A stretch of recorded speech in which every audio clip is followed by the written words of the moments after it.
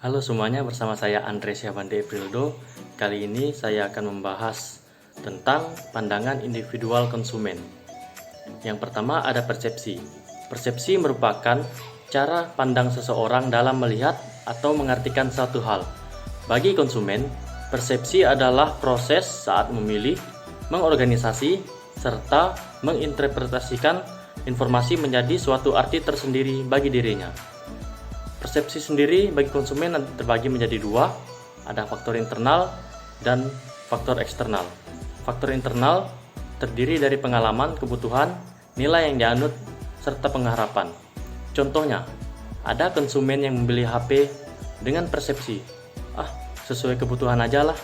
Maka konsumen tersebut cenderung akan membeli HP dengan spesifikasi seadanya dan terjangkau. Tetapi di sisi lain juga ada konsumen yang memiliki persepsi beli HP itu harus yang punya spek gahar biar main game lancar. Maka konsumen tersebut cenderung akan membeli HP yang lebih mahal yang memiliki spesifikasi lebih baik.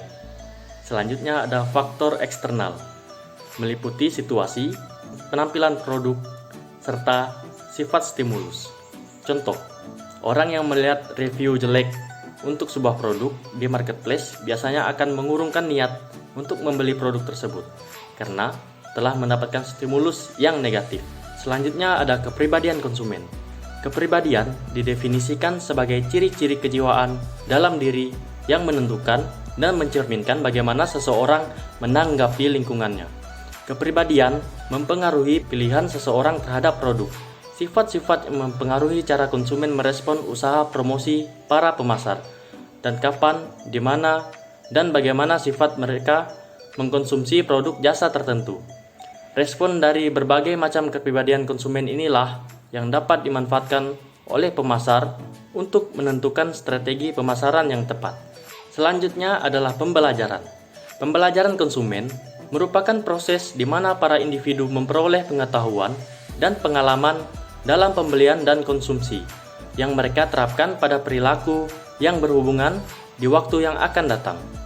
Kebanyakan pembelajaran konsumen diperoleh secara kebetulan, namun ada juga yang disengaja. Ada dua proses belajar konsumen, yaitu belajar kognitif dan belajar perilaku. Belajar kognitif adalah sebuah proses belajar yang dicirikan oleh adanya perubahan pengetahuan yang menekankan proses mental konsumen untuk mempelajari informasi.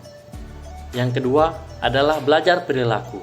Adalah proses belajar yang terjadi ketika konsumen bereaksi dengan lingkungannya atau stimulus luar. Pengalaman dan lingkungannya akan menyebabkan perubahan perilaku yang relatif permanen. Selanjutnya adalah memori. Memori adalah sistem mental yang aktif yang bekerja untuk menerima, menyimpan, mengatur, mengubah, dan mengingat informasi. Pengambilan informasi produk dimulai dengan mengingat sebuah kode.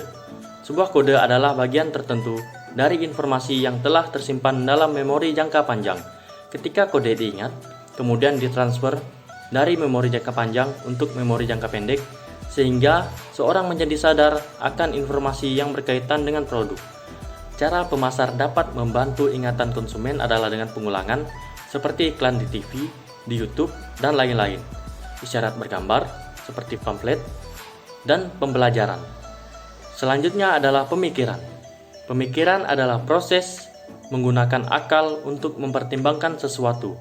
Ini mencakup berbagai proses mental yang berbeda, seperti mempertimbangkan ide atau proposisi, atau menilai itu benar atau salah. Konsumen ketika akan membeli suatu barang, akan seringkali memikirkan tentang beberapa hal, yaitu kebutuhan atau keinginan, informasi, harga suatu produk, kualitas produk, review dari pembeli lain, dan waktu pengiriman. Yang terakhir adalah motivasi. Motivasi adalah kekuatan pendorong yang mendorong orang untuk bertindak. Ini mewakili alasan yang dimiliki seseorang untuk bertindak atau berperilaku dengan cara tertentu. Adapun yang mendorong motivasi konsumen adalah yang pertama, kebutuhan atau needs. Adalah keadaan atau hal-hal yang diinginkan atau diminta, dan mereka mengerahkan kekuatan motivasi. Kebutuhan manusia yang paling mendasar adalah biologis, dan memenuhinya menopang keberadaan fisik. Selanjutnya ada kepribadian atau personality. Terdiri dari karakteristik fisiologis yang menentukan dan mencerminkan cara kita berpikir dan bertindak, yang bersama-sama akan membentuk karakter khas individu. Selanjutnya adalah personifikasi merek. Terjadi ketika konsumen menghubungkan sifat atau karakteristik manusia ke suatu merek. Kepribadian merek memberikan identitas emosional untuk suatu merek yang menghasilkan sentimen dan perasaan terhadapnya di antara konsumen. Sekian penjelasan dari saya mengenai pandangan individual konsumen.